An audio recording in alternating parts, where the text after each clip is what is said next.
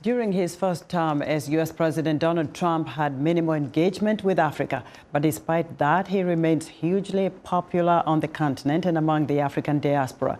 Some African conservatives strongly advocate the president's executive orders and suggest that these policies might be good for Africa in his second term.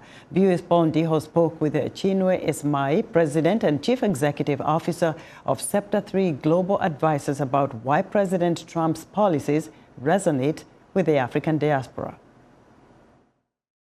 I just think as a people, as Africans, and also as Black people in the U.S., I think it's good that we have different opinions, because for people to just assume, oh, everyone thinks the same, I don't think that's healthy for us.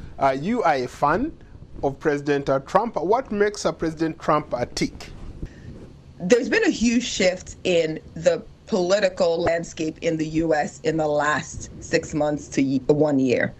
And there have been a number of reasons for that. So if you look across the landscape, you've had a number of very prominent Democrats shift to supporting President Trump. I think there were a number of things that happened that contributed to that. Some of it has to do with the extent of the legal battles that were brought against him. I think people were very surprised at the extent to which the political opponents leveraged the legal system to prevent him from being on the ballot. So I do think the extent of legal battles was a little bit too far. That's one.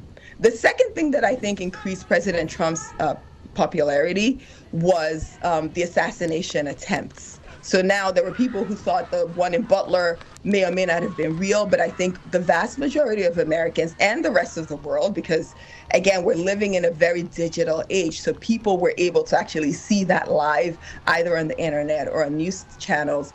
People saw that and believed that that was, again, a little bit too far. I also think one of the things President Trump has been very smart about is figuring out where Americans are very frustrated. So Americans have for a long time been frustrated about government waste. For a long time, Americans had been frustrated about several cultural issues. And he found all of those and he said, I'm going to bring the common sense position. And so his second term is also very different from his first term. And I think it's also different from what a second term would have been consecutively from the first term. So if all of the lawsuits did not happen, if the raid of Mar-a-Lago did not happen, if the assassination attempts did not happen, I think you would have seen a much more measured President Trump. It would have been a different President Trump because it was a second term and he knew he wouldn't run again, but it would have been a more measured President Trump. There's an authenticity to President Trump that people appreciate. You may not like it. I've worked with a lot of people that I don't like. It's not about likability. It's about being able to get a job done. So I think people appreciate that authenticity.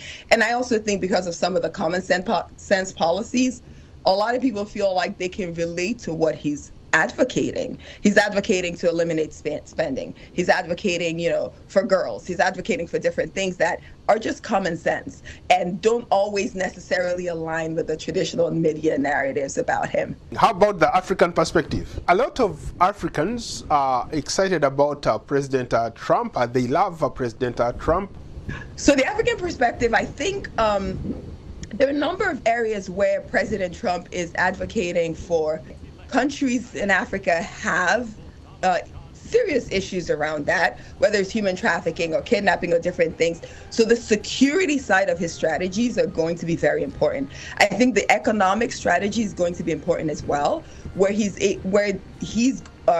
African countries are going to be able to partner with the president and this administration for reasonable and meaningful economic policies that can truly contribute to growth and excellence across the continent. So there is an opportunity here, if we're wise enough to take it, for African countries to really think about the business strategies and the economic strategies and how we can partner with the U.S. to really accelerate African growth and progress.